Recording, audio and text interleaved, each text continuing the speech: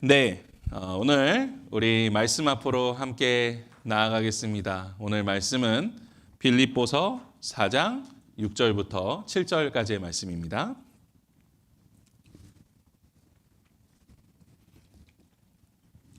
네, 우리 한 목소리로 함께 봉독하겠습니다.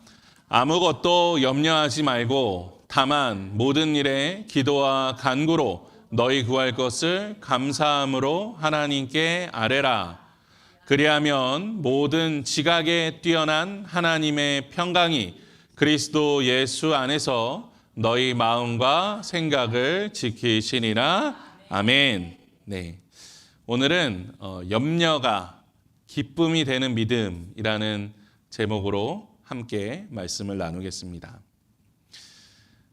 제가 예전에 이제 초등학교를 다닐 때 그 교과서에 이런 이야기가 담겨 있었습니다. 옛날에 한 어머니가 살고 있었어요. 그런데 두 아들이 장사를 하고 있었는데 첫째 아들은 우산을 파는 장사를 했고 둘째 아들은 소금을 파는 장사를 했습니다.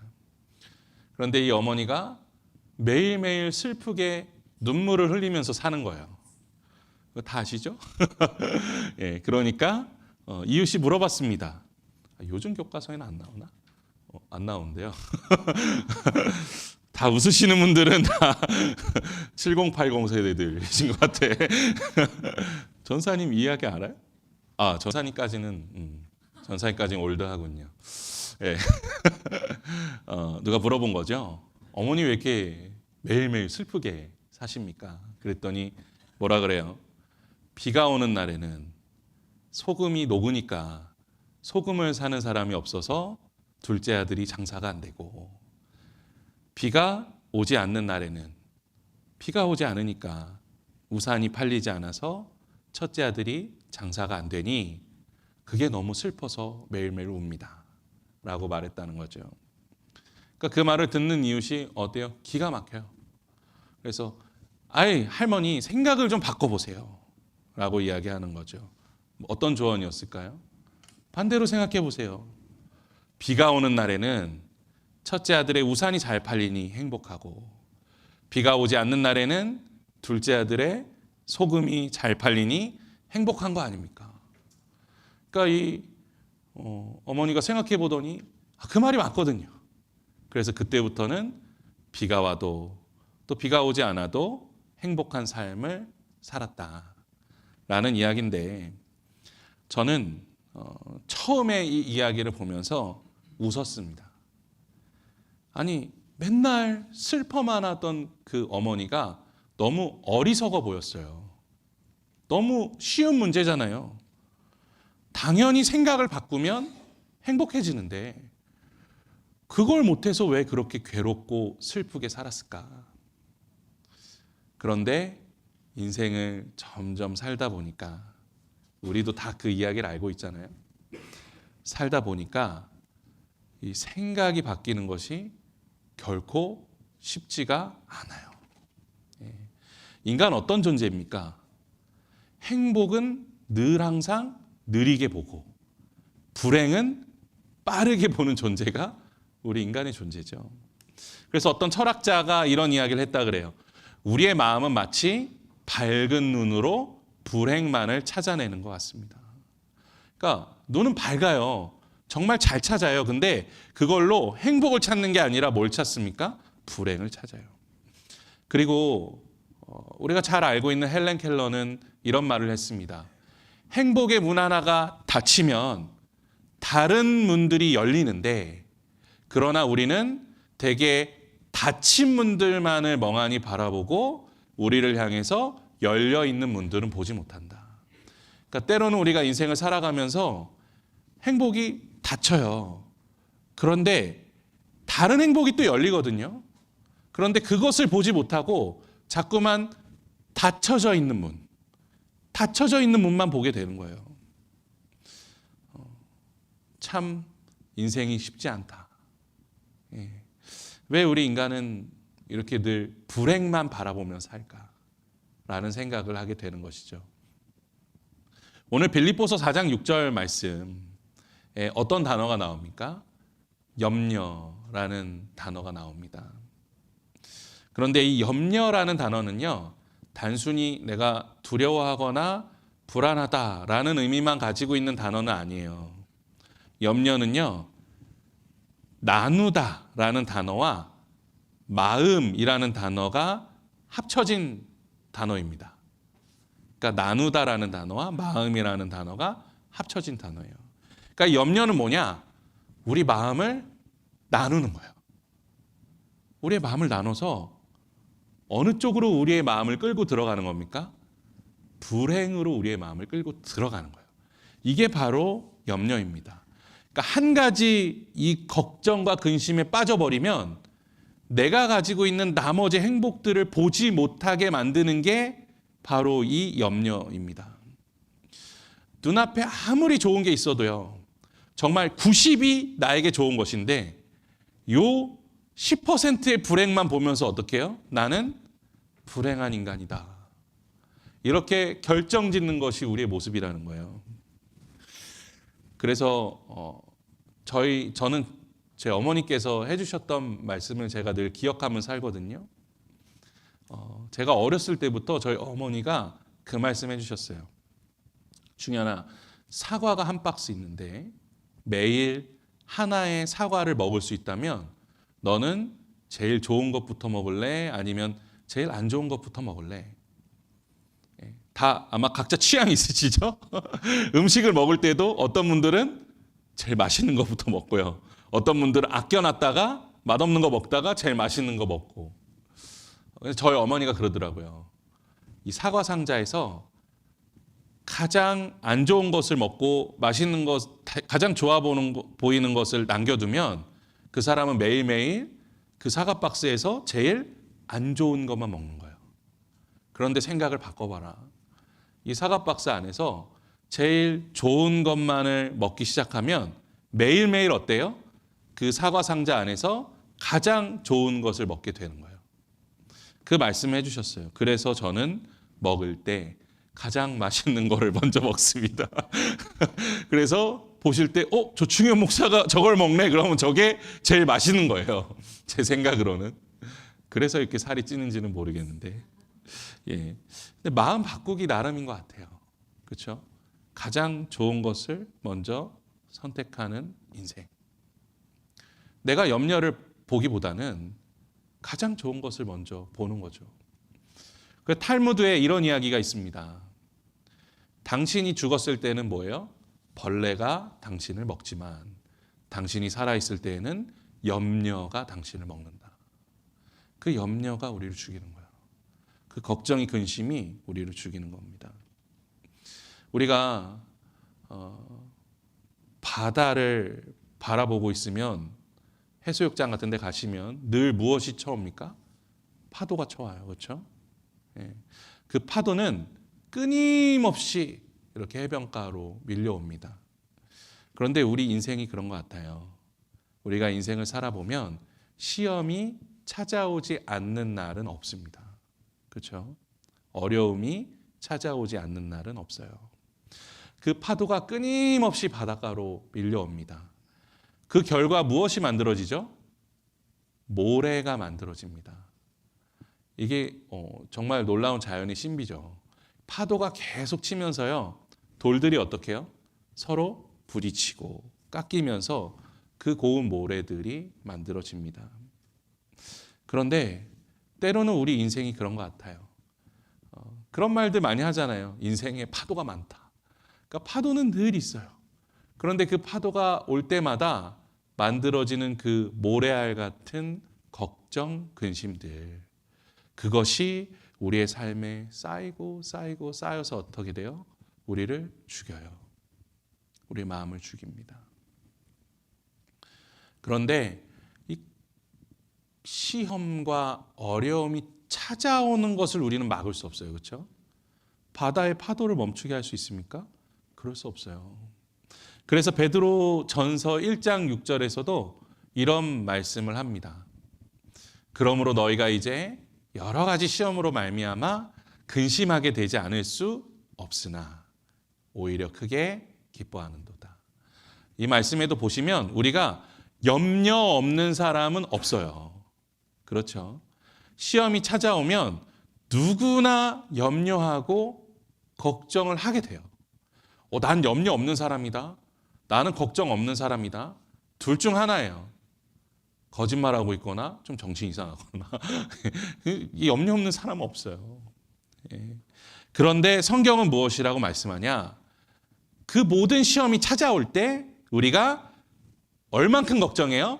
잠깐 걱정하고, 그러니까 잠깐 염려하고 오히려 무엇이 우리의 삶에 충만해진다? 기쁨이 충만해진다 라고 말씀하고 있어요.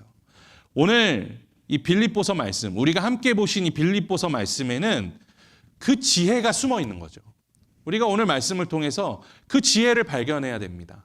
걱정이 잠깐이고 오히려 그것이 큰 기쁨으로 바뀌는 방법. 파도는 몰아치지만 더 이상 내 마음에 모래는 쌓이지 않을 수 있게 하는 그 방법이 오늘 빌립보서에 나와 있어요. 그 지혜가 숨어 있습니다. 그 가장 중요한 원리는 무엇인가? 우리 다시 한번 우리 6절의 말씀 한 번 더 읽어보겠습니다. 아무것도 염려하지 말고 다만 모든 일에 기도와 간구로 너희 구할 것을 감사함으로 하나님께 아뢰라. 아멘. 그러니까 가장 중요한 원리가 뭐예요? 기도와 간구예요. 기도와 간구입니다. 그런데 이 기도와 간구는 저 이거 좀 해주세요. 제 문제를 좀 해결해 주세요. 라는 어떤 그런 해결의 원리를 가진 기도가 아니에요. 물론 때로는 우리가 그런 기도 할 수 있습니다. 해야 돼요. 우리의 문제를 해결해 달라고 우리도 기도할 수 있어야 합니다. 하지만 그것이 전부가 아니에요. 우리가 어떤 걱정, 근심이 찾아올 때 가장 먼저 바라보아야 하는 것은 무엇입니까? 누구한테 아뢰는 거예요? 하나님께 아뢰는 거예요. 하나님께. 하나님께 아뢰는다라는 것은 무엇입니까? 우리가 가지고 있는 모든 걱정과 근심을 해결해 주실 수 있는 분.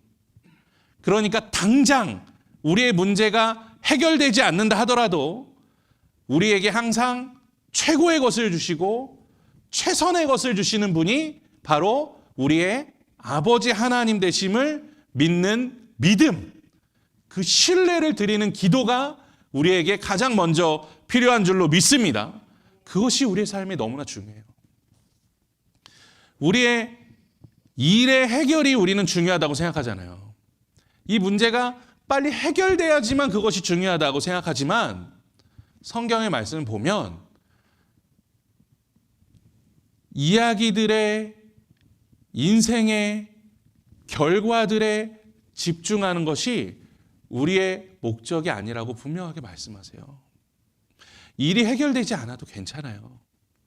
그러니까 당장 어떤 문제에 대한 정답이 보이지 않을 수 있습니다. 그래도 괜찮아요. 그것이 내가 부족하거나 우리가 능력이 없어서 그런 것이 아니에요.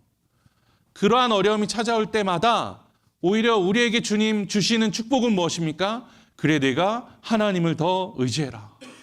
하나님께 더 맡겨드려라. 그러면 너희에게 더 선하고 아름다운 것을 주겠다. 그 믿음이 우리 안에 있으면 우리가 억지로 감사하지 않아도 어떻게 해요? 저절로 감사할 수 있어요. 그것이 바로 감사함으로 기도와 간구를 하나님께 올려드리는 방법이에요. 하나님 선하시니까. 하나님 선하신 우리 아버지 되시니까 이 모든 길들을 선하게 인도해 주실 것입니다. 그러면 모든 지각에 뛰어난 하나님의 평강이 그리스도 예수 안에서 우리의 뭐예요?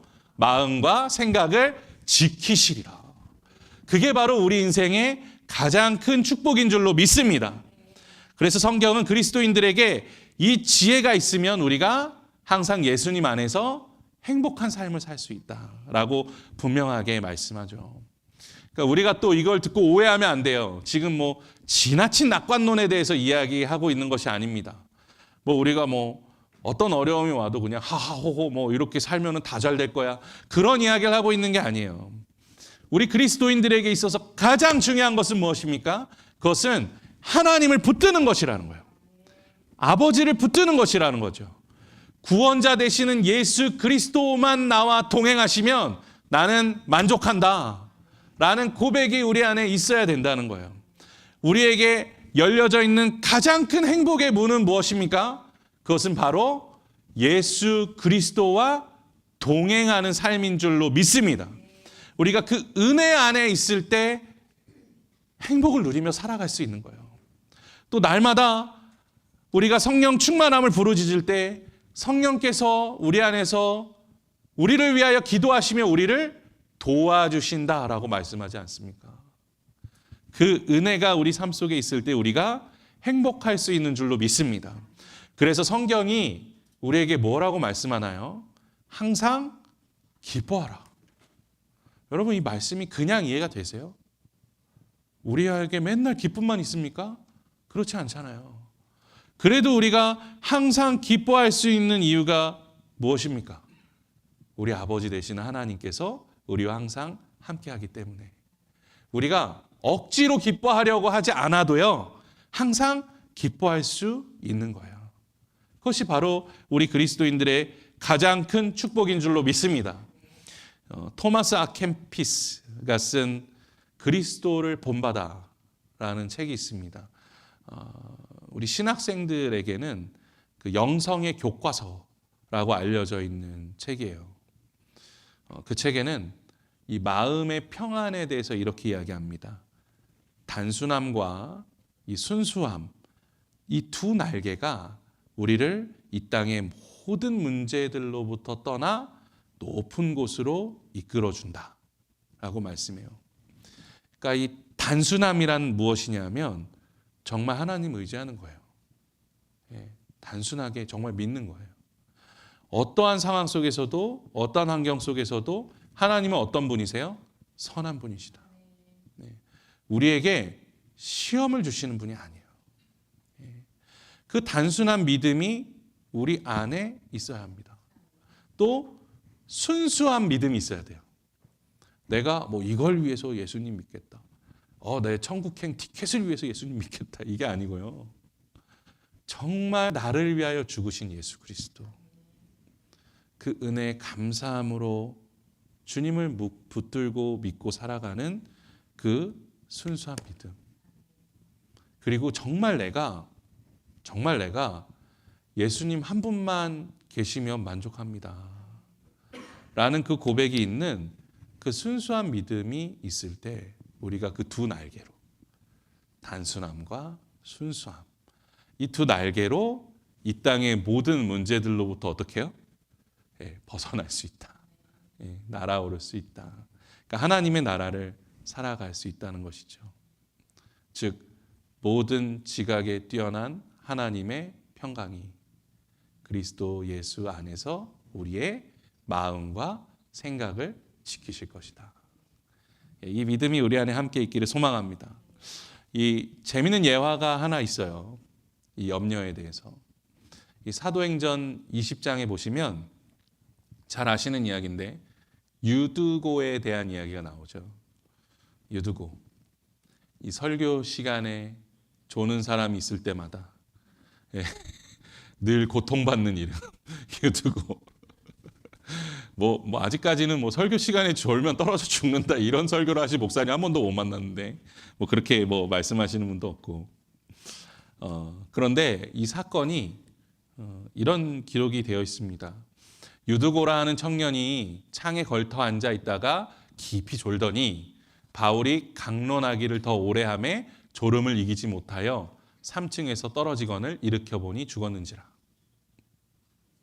바울이 내려가서 그 위에 엎드려 그 몸을 안고 말하되 떠들지 말라 생명이 그에게 있다 하고. 그러니까 이 상황을 아시면 재밌는데요. 이 바울이 성령의 인도하심을 받아서 예루살렘으로 돌아가는 동안에 마게도냐에서 예루살렘으로 돌아가는 동안에 이 지역에 머무르는 동안에 일주일을 머물렀는데 시간이 너무 없는 거예요. 그래서 다음 날 이제 아침에 배를 타고 떠나야 돼요. 근데 그 전날에 집회가 열린 거예요.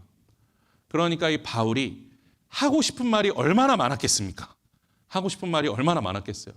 그래서 그 저녁부터 시작된 집회가 안 끝나요. 안 끝나요.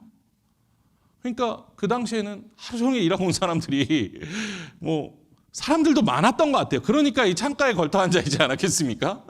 창가에 걸터 앉아 있다가 졸아서 떨어져 죽은 거예요. 예. 그런데 바울이 그때 이제 죽은 유두고의 몸을 붙들고 사람들에게 뭐라고 말합니까? 떠들지 말라. 떠들지 말라라고 말해요. 그렇게 말한 이유가 뭘까요? 엄청 떠들고 있던 거예요. 엄청 떠들고 있던 겁니다. 그러니까 우리는 어떤 문제가 발생할 때 무엇과 무엇을 찾아요? 원인과 결과를 찾아요. 딱 유두고가 떨어지면 어떤 이야기들을 하는 사람이 있었을까요? 야, 창문에서 앉아서 졸고 있던 이건 유두고 잘못이다. 또 어떤 사람은 어떻게 말합니까? 아니, 분명히 내가 바울한테 12시까지 끝내달라고 했는데 이게 새벽 1시, 2시가 넘어가면 누가 안 조냐. 그러니까 결국 성도를 졸게 한 바울 목사님 때문이다. 그래서 죽었다. 아니다. 창문에 안전장치를 해놨어야지. 이 건물 주인이 잘못이다. 아니, 그럼 우리가 유두고 가족한테 어떻게 알리냐? 우리 교회가 이걸 어떻게 해결하냐? 여러 가지 말들이 너무나 많았겠죠. 막 떠들어대는 거예요. 예. 그런데 이 문장에 또 참 재미있는 속뜻이 들어가 있습니다. 떠들지 말라라는 그 원어가 가지고 있는 다른 뜻이 숨어 있는데 그것이 뭐냐면 염려하지 말라는 거예요. 그 뜻이 숨어 있어요. 그러니까 여러분, 염려가 많아지면 뭐가 많아져요? 생각이 많아지고, 생각이 많아지면 뭐가 많아져요? 말이 많아집니다. 물론 우리가 앞서도 말씀드렸지만 염려가 없을 수는 없어요. 그래서 우리가 회의도 하잖아요. 그래서 회의를 하면서 뭘 하는 거예요? 좋은 방법들을 찾아 나가는 거죠. 그러다 보면 또 회의를 하다 보면 말이 많아질 때도 있어요. 그것이 다 나쁘다라는 것을 이야기하는 것은 아닙니다. 하지만 정말 큰 염려가 찾아왔을 때 사도 바울이 고백하고 있는 것은 무엇입니까? 지금은 그렇게 떠들 시간이 아니라는 거예요. 지금은 그렇게 염려할 시간이 아니냐는 거예요. 먼저 하나님께 집중하자는 거예요. 우리가 하나님께 맡겨드리자는 거예요. 사건은 일어났어요. 시험이 찾아왔어요. 염려가 오죠. 파도가 막 붑니다. 하지만 그 염려가 우리의 마음을 다스리게 두지 말라는 거예요. 그 모래가 우리의 마음에 쌓이게 두지 말라는 겁니다. 침착해라. 우리가 먼저 하나님께 집중하자. 그리고 기도하며 나아갈 때 하나님께서 유두고를 살려주셔요. 이 죽은 사람이 살아났다는 거 엄청난 사건 아닙니까? 그런데 성경은 이 사건 자체에 집중하지 않아요. 이 12절에서는 이렇게 말씀합니다. 사람들이 살아난 청년을 데리고 가서 적지 않게 위로를 받았더라. 큰 위로를 받았다는 거예요. 그런데 이 말씀이요, 유두고가 죽은 줄 알았는데 살아나서 우리가 큰 위로를 받았다. 단순히 이런 결과를 이야기하고 있는 것이 아닙니다. 성도들에게 놀라운 도전이 된 거예요. 그들에게 왜 어려움이 없었겠습니까? 왜 시험이 없었겠습니까? 그들도 많은 시험과 염려가 있었어요. 걱정이 있었습니다. 하지만 우리가 생명의 주인 되시는 하나님, 우리의 삶을 선하게 인도하시는 하나님을 의지할 때 하나님께서 길을 여신다. 하나님께서 우리를 이끌어 가신다. 그 믿음이 그들 안에 들어왔기 때문에 그들이 참된 위로를 받게 되었다라는 것입니다. 그동안은 어떠한 시험들이 찾아오고 염려가 찾아올 때 이것을 어떻게 우리가 이겨낼 수 있을지 마음에 큰 어려움들이 있었지만 이제는 우리가 깨닫게 됐다는 거예요. 하나님 의지할 때, 하나님 바라볼 때 우리가 하나님 안에서 그 모든 문제들이 선하게 인도되어진다라는 것을 그들이 믿음으로 고백할 수 있게 되었다는 것이죠. 사랑하는 성도님들의 삶 속에도 이 위로와 평안이 함께할 수 있기를 간절히 소망합니다. 이번에 그 30, 40대의 담임 목사님들 이제 가족 세미나를 참석을 하면서 목사님들의 또 사모님들의 여러 이야기를 들어보면 교회가 큰 교회든 작은 교회든 어렵지 않은 교회가 없어요. 다 모두가 어려움을 가지고 있어요. 또 눈물 없는 목사님 안 계세요. 눈물 없는 사모님들 계시지 않아요. 그런데 그 많은 어려움 속에서도 많은 목사님들, 사모님들 고백하시는 건 하나님의 은혜라는 거예요. 은혜 안에 살고 있다는 거예요. 그래서 감사하다는 것입니다.